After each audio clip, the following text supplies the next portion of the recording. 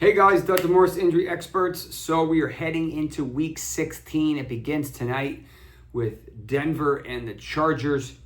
This is usually the second round of the playoffs, so I'm trying to get this out for you so that you know who to start tonight and you know who to potentially is going to play on Saturday and Sunday and Monday.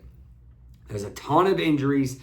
A lot of guys are being shut down for the year given the timing of now. But we still have a couple of important games for fantasy purposes. Obviously, betting is always going, and then these guys are ramping up for the real playoffs. Starting with quarterback, Patrick Mahomes is good to go with his high ankle. Right, probably grade 1. He'll be a little bit limited on Saturday, but I think he'll be relatively okay. He is at increased risk for re-injury. I have him in the QB 13 to 15 range. So he's not an automatic start, but he's definitely not a sit. He will get Hollywood Brown back, I believe. So he has a full complement of weapons. I think he'll be restricted mobility-wise, but I'm not really super concerned about his ability to throw or move in the pocket. Jalen Hurts fractured his ring finger on his non-throwing hand. Not super important, but it does affect him a little bit. Geno Smith left last week's game early and ended up never returning, but the knee injury reporting isn't that bad, and he's actually practicing pretty much in a full capacity, so he sounds like he's going to potentially start this week. Just monitored practice, but I think that looks like he's heading in the right direction. Justin Fields is out for this week with an abdominal strain, could be a hernia. I think he did it on an option play or something. Tommy DeVito, the Giants quarterback, is in the concussion protocol, so we have to keep an eye on him. My suspicion is Drew Lock will go back to starting this week, which is potentially good news for neighbors. But overall, I think it's going to be Lock over DeVito, but I don't think DeVito will probably clear the concussion protocol. Aiden O'Connell will be back this week with his knee injury, and that's good news for both Jacoby Myers as well as Amir Abdullah and Brock Bowers. Desmond Ridder looked downright awful.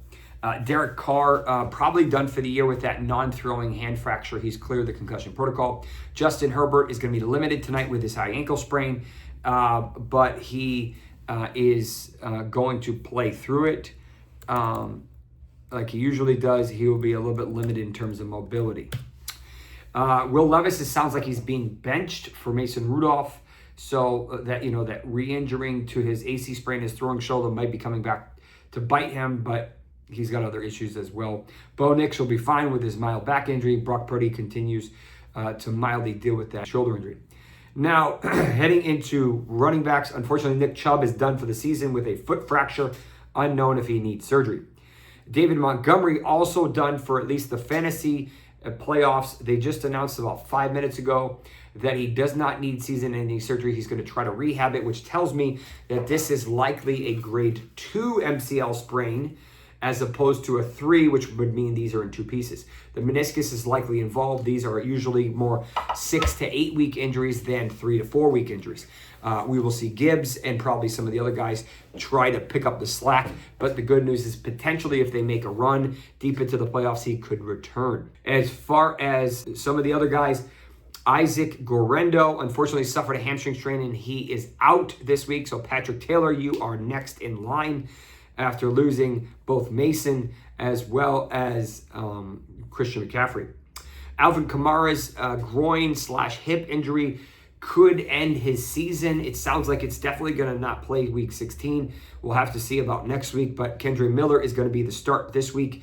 Although I have concerns about his hamstring just in general because he's had so many re-injuries. He is very athletic and very talented, so we'll see what he can do. Joe Mixon got lucky on another hip drop tackle that could have caused another high ankle sprain, but he didn't, so I think he'll be good to go, no concerns. Zach Charbonnet unfortunately suffered an oblique strain, which even if it's a super mild grade 1, could hold him out this week. If it's a grade 2, he's definitely out for 2 to 3 weeks.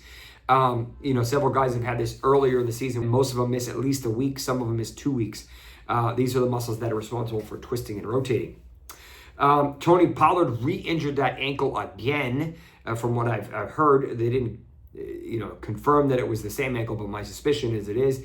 It's hard to trust him right now I think Tajay Spears becomes a really solid play. I don't know if Pollard is going to play this week. This is kind of what he did last week, and he ended up playing because he hasn't practiced yet this week.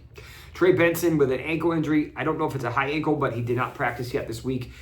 He's more of a second fiddle to James Conner, who has a smash matchup again this week.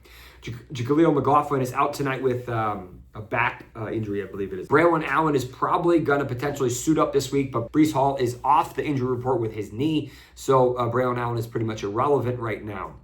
Sincere McCormick likely suffered a high ankle sprain that not only ended his night the other night, but ended his season as well. We will see Amir Abdullah be probably the primary guy there, and they have Madison there as well. Kenneth Walker's been dealing with that calf strain for the past couple of weeks. There's a chance he potentially plays this week, but I need to see him practice tomorrow. If not, it is probably going to be Kenny McIntosh if Charbonnet is not able to get back on the field with that oblique. Bucky Irving looked really good last week. He should be healthier this week. DeAndre Swift, more of the same. And Pacheco just doesn't look very good. He's really struggling with that, coming back from that ankle injury, which is what we saw with Pollard, which is what we saw with several guys, Mark Andrews. These are just hard injuries to come back from. My suspicion is, yes, he had some ligament damage. If it was just a traditional fracture, usually they're fine. Wide receivers, Rashad Bateman re-injured his foot that he's had Liz Frank repair a couple of years ago. So he's 50-50. He was spotted in a walking boot. So we'll have to see how that plays out. Zay Flowers has a fantastic matchup this week. Hollywood Brown, as I mentioned earlier, is likely to return this week and make his debut, kind of in week 16 is weird, with that SC sprain dislocation that he had a metal plate attached to it. And realistically, he is going to probably get a decent amount of snaps, and I'm not sure how much targets he's going to get. I think this definitely impacts Xavier Worthy because they're very similar style of play. Obviously, you have Hopkins and you have Kelsey, so they have a full complement of weapons. It'll be interesting to see how this team looks, although Mahomes obviously isn't super healthy. Alec Pierce is likely to miss this week with a concussion. Nick Westbrook-Ikhine, I think, is an ankle injury, I want to say. We'll have to keep an eye on him.